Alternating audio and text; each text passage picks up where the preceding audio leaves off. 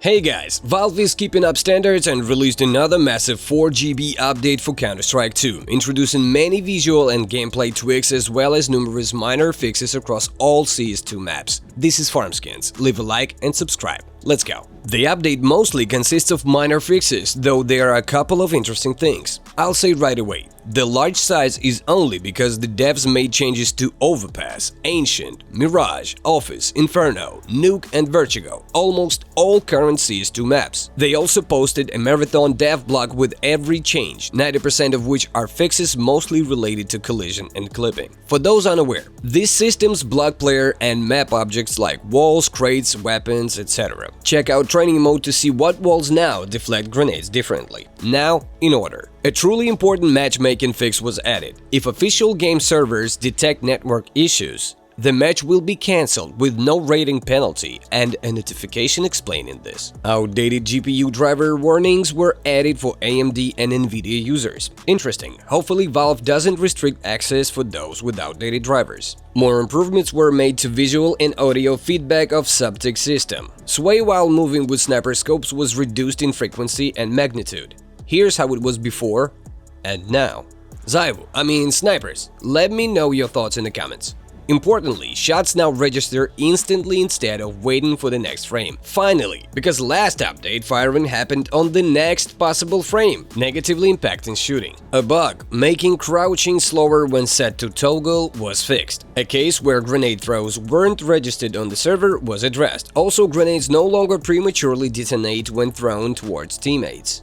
An interesting bug letting players avoid any fall damage by holding the defuse kit when landing on the bomb was fixed. Here's how that looked on Nuke.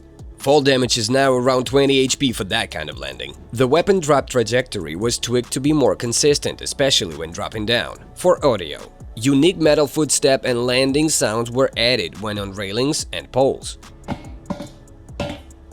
Animation fixes were made for karambit inspects and the survival knife broken wrist. Firing and zooming animations for snipers were fixed. The Deagle empty reload now properly resets next round and the Revolver cylinder finally rotates when firing. Player shadow rendering was fixed. It would sometimes show the wrong pose, and the M4 silencer shadows were especially broken. The flash in C4 light was fixed to actually flash. Interruptions during CZ draw animations were addressed. Some chat lines like round start and awards were changed. A separate helmet icon was added that only shows in the buy menu if armor was purchased. A timer for the weekly XP reset was added to the level down warning. Bugs causing incorrect kill feed and death info with enemies died prematurely or abandoned were addressed. Missing post-match stats updates were fixed. Deathmatch scoreboard now shows kills, headshot percentage, and damage instead of kills, deaths, and assists. Cases where the bomb defuse text overlapped were fixed.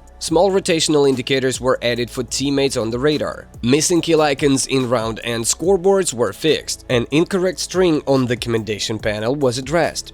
And of course, improperly assigned stats in the match history tab were fixed. From minor tweaks, the bot knives only command was fixed for Ts. On-screen particle effect performance was improved. A bug causing voice-enabled settings for enemies and all but friends not to work was addressed, and messages from black players no longer appear in Premier mode warm-ups. Players frozen during freeze time or warm-ups are now immune to certain types of damage. The player's fade smoke setting no longer applies to dead players, and smoke particles don't land on corpse now. Damage dealt to yourself or teammates from self-molotovs no longer counts as damage to enemies. Of course, with so many changes, new bugs emerged, so 2 small patches quickly followed. For example, co-op strike was fixed on Overpass and a disable icon was added. Yeah, the CS2 devs are so good that they are already fixing fixes, updating updates, and accidentally bugging bugs. No major leaks from the devs in this update, though more hints at a future mode. Let me know in the comments what do you think about CS2 after all the updates so far, and see you next week. Don't forget to subscribe for more content. Bye bye.